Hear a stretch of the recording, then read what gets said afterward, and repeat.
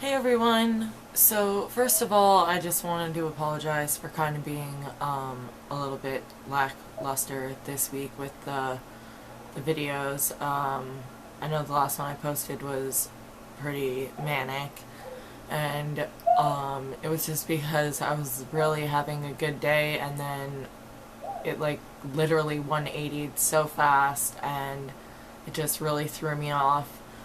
But I want to get back to where I was going with the channel with the last video. So if you've been following along, you know I did an introduction to psychology, and I also think it's important that you also know what the four main goals of psychology are as well, so that you have a basic understanding. So the goals of psychology are the description, explanation, prediction, and influence of behavior and mental processes. Psychological researchers always seek to accomplish one or more of these goals when they plan and conduct their studies. The first goal, description, is usually the first step in understanding any behavior or mental process. To describe a phenomenon, we must make accurate notes about the behaviors or situations we observe. These observations become our data, the specific pieces of information we use in our analyses. For instance, if you are examining how two strangers from different cultures relate to each other when they meet for the first time, you need to keep accurate notes about every detail of the interaction, like how long they look at each other, how far away they stand from each other, along with all other details of their behavior. The goal of description is usually more important in a very new area of research or in the early stages of research. The second goal, explanation, requires an understanding of the conditions under which a given behavior or mental process occurs. This step certainly goes beyond description. Here, researchers try to understand the causes of the behavior or mental process. So in other words, the explanation goal allows researchers to tell why a given event or behavior occurred. For example, why do strangers who meet for the first time stand far away from each other? Why does one of them smile when the other one smiles? But researchers do not research the goal of explanation until the results have been tested, retested, and confirmed. Researchers confirm an explanation by eliminating or ruling out other competing explanations.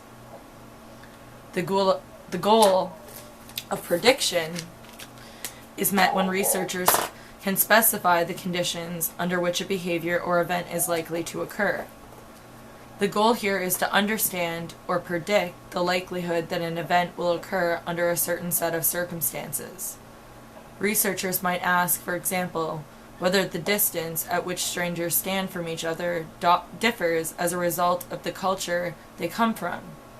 In other words, can culture predict social distance? Is there a predictable or repeatable pattern? If researchers have identified all the prior conditions required for a behavior or event to occur, they can predict this behavior or event. The goal of influence is accomplished when researchers know how to apply a principle or change a condition to prevent unwanted occurrences or to bring about desired outcomes. The ability to influence behavior can have positive consequences.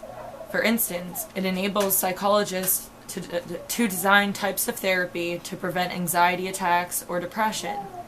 It also enables researchers to develop techniques that can be employed to improve one's memory. So that gives you the four main goals of psychology. So the four of them again are description, explanation, prediction, and then influence. So far we've covered a couple of just like the basics of psychology. Like I said, it's a very extensive topic. That's why, there's degrees for minors and and whatnot in psychology, because depending on how far you want to go into it, you can be overwhelmed if you don't start with the base foundation, like what I was talking about in one of my earlier videos. So I wanted to build on the foundation that we had last time. So I think the last one that we talked about was what psychology is defined as now, what the study of psychology is all about, and then we went through like a basic like little tester of how common sense can kind of lead you astray in this subject sometimes. And so now we've also covered the 4 goals of psychology. So I think my next video I'll talk a little bit about theories, because that's probably the next rung on the ladder to climb up when you're slowly learning about psychology. So until next time, remember, you're never alone, and stay strong.